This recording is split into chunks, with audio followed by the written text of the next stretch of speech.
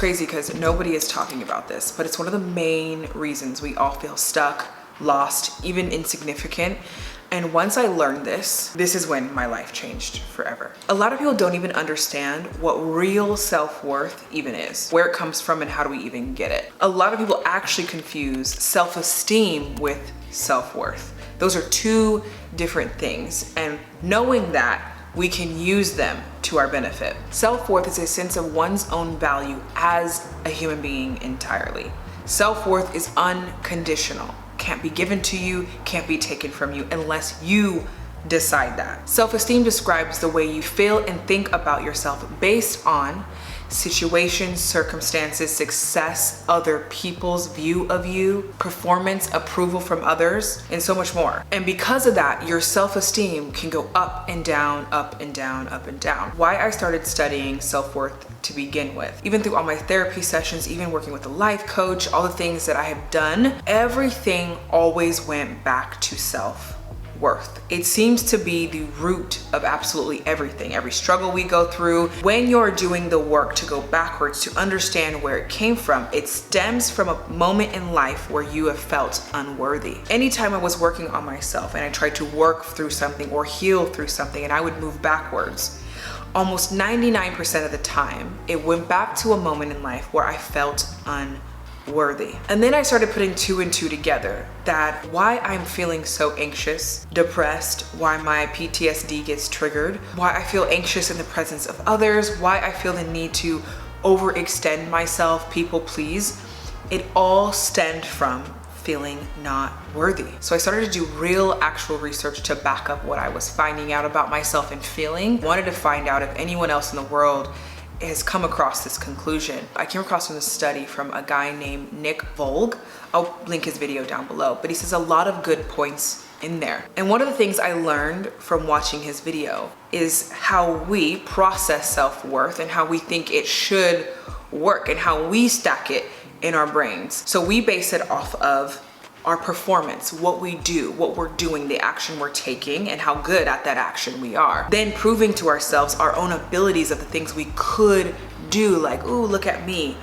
Then that proves our self-worth. You're performing well, you're showing off your abilities, that means you're worthy. But the thing I realized that changed my life is if I were to role reverse those, my self-worth isn't dependent on my performance, my abilities. My self-worth is I am deserving of it no matter what happens in my life. And I'll say it again, self-worth is unconditional. There's not a thing, a person, a place, anything that can take it away from you. You are the sole individual who has control of whether you feel or are worthy or not. Let me break down a little analogy for you to try to help you out. You would never go up to your mom, your dad, your sister, your friend, loved one, and bring them a contract that says, if I make $1 million this year, then I am worthy of your love, quality time, respect, and let's schedule some times to where you can show me that. Sign here on the dotted line.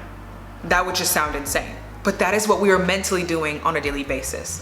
We create these mental contracts of, okay, if I do this, then people will like me. If I do this, my parents will be proud. If I do this, no. You are worth it no matter what. Your worth is there no matter what you're doing.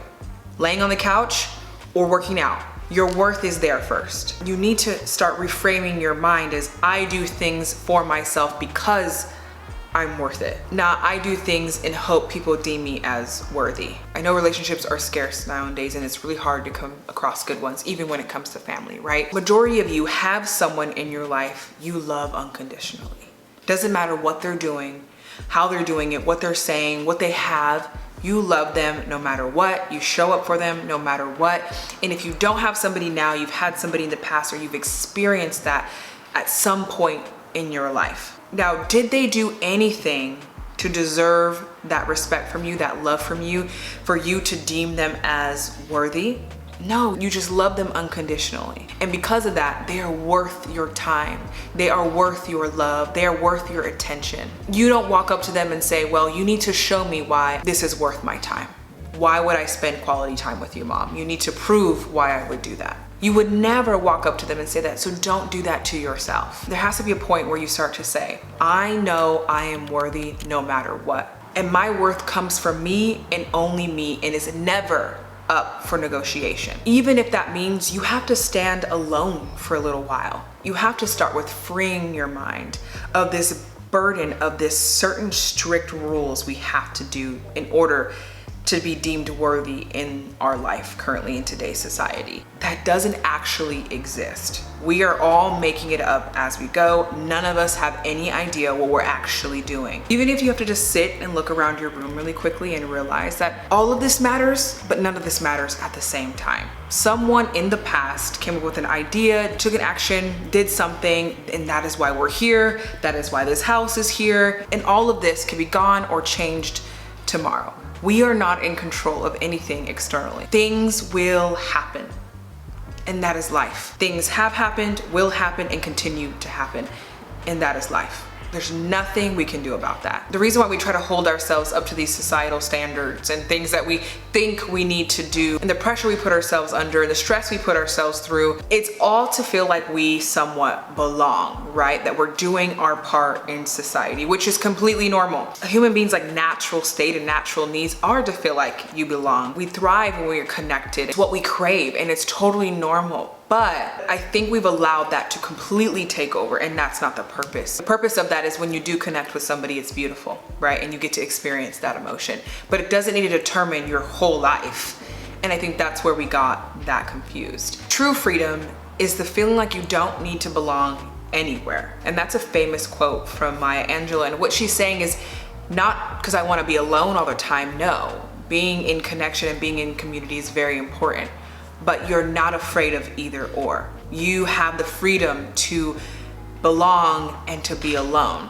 And you find comfort in both. Your self-worth does not waver in between the two. You feel worthy when you belong and when you don't. And that is true freedom on life. If you didn't listen to anything else that I said in this video, you have to listen to this part right here. This is when it all clicked for me and changed for me. Having self-worth can change the trajectory of your life. Because if you do not believe you are worthy, everything you do, every decision you make, every action you take is filtered through that first. That's a space where you make decisions from, you take action from. If everything you do is being filtered through your unworthiness first, can you imagine the effect it's had on your life? That blew my mind. When I realized every decision I made for myself was filtered through my unworthiness first, I understood why I self-sabotage. I understood why I hung around people that I did. I understood why I never set boundaries. I understood why I found myself in situations over and over and over again with no way out. It all started to make sense. Having no self-worth can have a huge negative ripple effect on our life that can last years. Feeling worthless can cause depression, anxiety, addiction, procrastination, avoidance, escapism, and it just leaves you missing so many opportunities that were meant for you. So you may be asking, okay, we understand what self-worth is, where it comes from, and how it could be affecting our life, but how do we actually fix this? What are the steps that we can actually take to see a difference in our life, to see a difference in the way that we actually feel? I'm gonna give you 3 takeaways that you can write down and remember and start practicing today. But the first thing you have to understand is self-worth can only come from you and only you. No outer experience, thing, place, or person can make up your self-worth. You determine your self-worth, and that is all who can determine your self-worth. Do not give that power to other things to determine that factor for you. Not your friends, not your family members, not loved ones close to you that you think have your best interest, anyone. Only you can determine that. Now, once you understand that, here's the first thing that you can start practicing. This is a saying that I've kind of coined, is practicing healthy detachment. But there is a such thing as unhealthy detachment. And what healthy detachment is understanding that anything that happens on the outside of you is out of your control. You cannot control it. Tomorrow it's raining, the next day it's sunny, the next day it's snowy, your mom wakes up grouchy, your significant other wants to break up with you, your tire is flat in the morning. There's so many outside factors that can really mess us up if we allow it to happen. You can use logic to understand that we don't have control over anything that happens outside of us. We only have control over what happens within us. Things can happen that are out of our control, and then we have to deal with it. But we can always have control over how we feel about something or the action we take before or after. And sometimes when things happen, they happen and there's nothing we can do about it. We have to learn either to heal or to grow or to move past this situation appropriately. And in that case, we have to reframe our mind. We have to reframe our thought process around it. And when something's happening in your life that you don't like, makes you feel uncomfortable, but instead we could reframe those thoughts to, this is happening.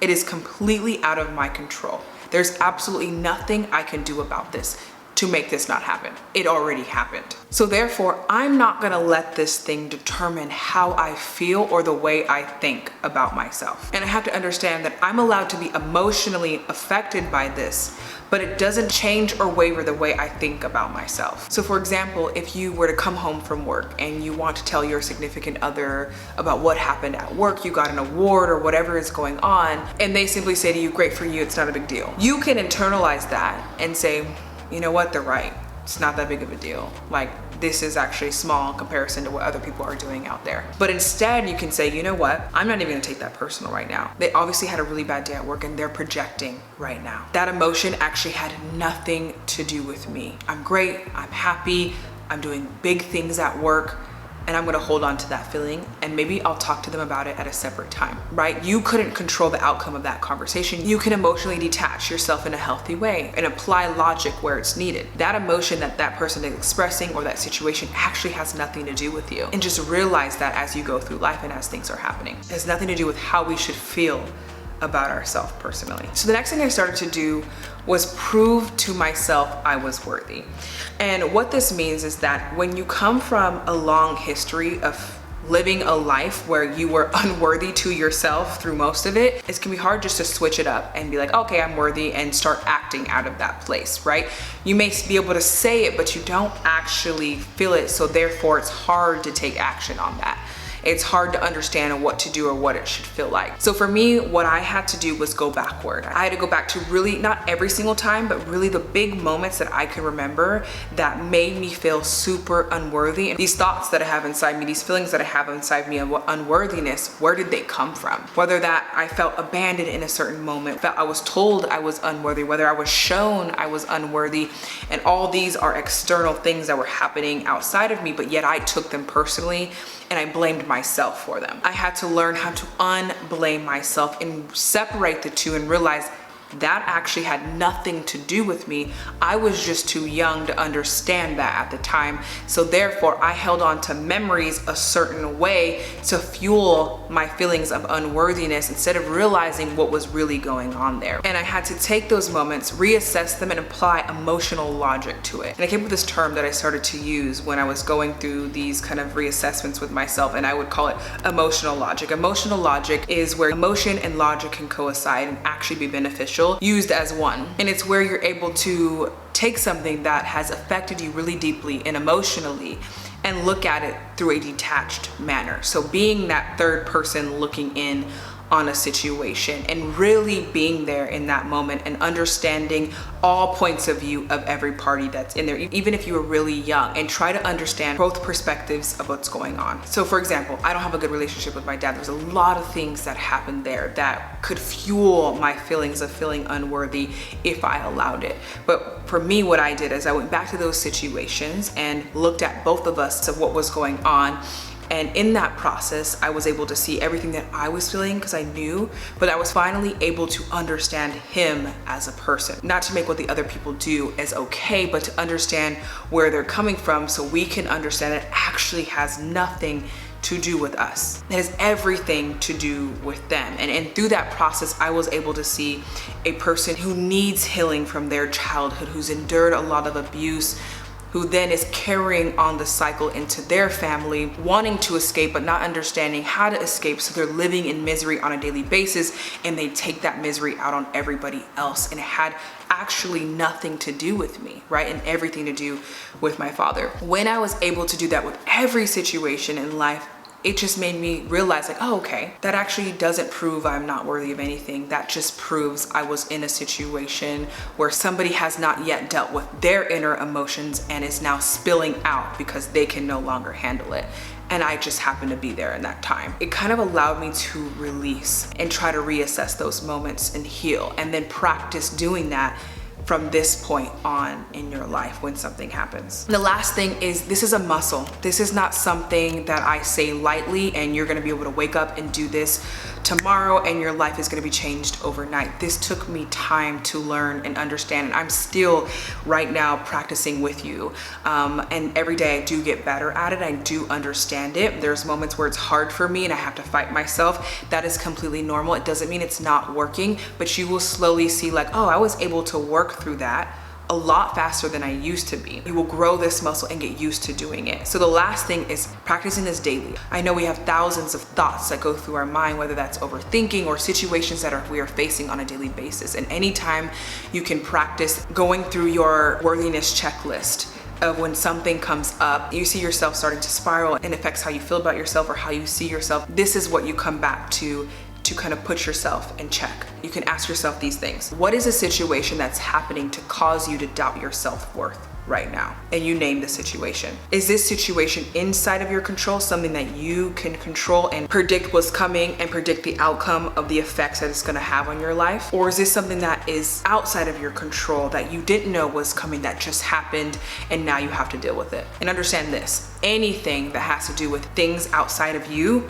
is ultimately out of your control, always. Most things are going to be out of your control. And once you realize it's out of your control, you emotionally detach the negative feelings from it and say, well, it's out of my control. This really doesn't have anything to do with me. I have to deal with this right now. It may emotionally affect me, but it actually has nothing to do with my self-worth and how I feel about myself. I just need to deal with this right now. And the last thing you have to ask yourself, will this affect me in my future? Is this gonna matter tomorrow? Is this gonna matter in a month from now, a year from now, 5 years from now? And if it is, that's okay. You start the healing process on that part. You work through those moments that truly matter and truly do affect you. There's nothing wrong with that. I'm not saying walking around being unhealthily attached. Things are gonna cause you to be emotional, and that's fine. But what I'm saying is don't allow it to affect your self-worth. And sometimes the answer to that is going to be yes. And when it is a yes, you start the healing process of that, no matter how long it's gonna take you. There are things in life that happen where we have to go through, grieve through, and that is a normal part of life, and that will affect you emotionally. But it does not affect how you feel about yourself. That's the difference. If those things start crossing over and affecting how you feel about yourself and making you feel worthless, that's when we have to address that issue, and you have to kind of detach and move it back over to where it belongs, because nothing determines your self-worth except you. If it's not gonna matter tomorrow, if it's not gonna matter in the future, there's no point of harping over it, overthinking about it, losing sleep over it. Let it go, release. Do what you have to do to release it. Allow yourself to heal from it, and then allow yourself to move on from it. Self-worth can affect almost every aspect of our life if we let it. When I tell you your thoughts, your actions, your emotions are filtered through your worth first, it's so real.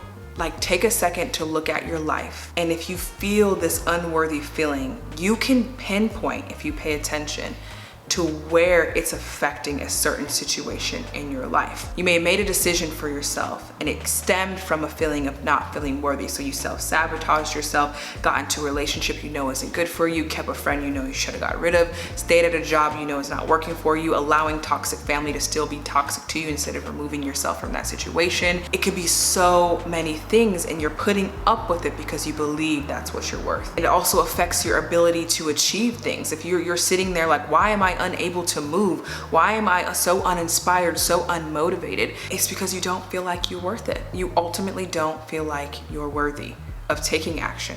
You don't feel like you're worthy of doing the things you know you should be doing for yourself, because you don't actually believe you'll actually get there one day. And when we start fixing those thoughts, that's when we'll see a huge difference on the world outside of ourselves. And when I learned all that, that's when I woke up and said enough was enough. Ever since then, my life has started to change. So remember, when you're afraid to take up space or in a situation you know you should be, remember that you determine your worth, not the outer circumstance. Have your own back and be there for yourself. So I hope this video was helpful. You're able to walk away with it, understanding self-worth a little bit better. This is just one piece of the puzzle. There's so much more to learn. With self-worth, there's also confidence, which I think tie hand in hand. And I have a video here if you guys want to watch all about how to gain self-confidence that I know will be so helpful. If you found this video helpful, make sure to click here. I will see you guys in my next video. Love you. Bye.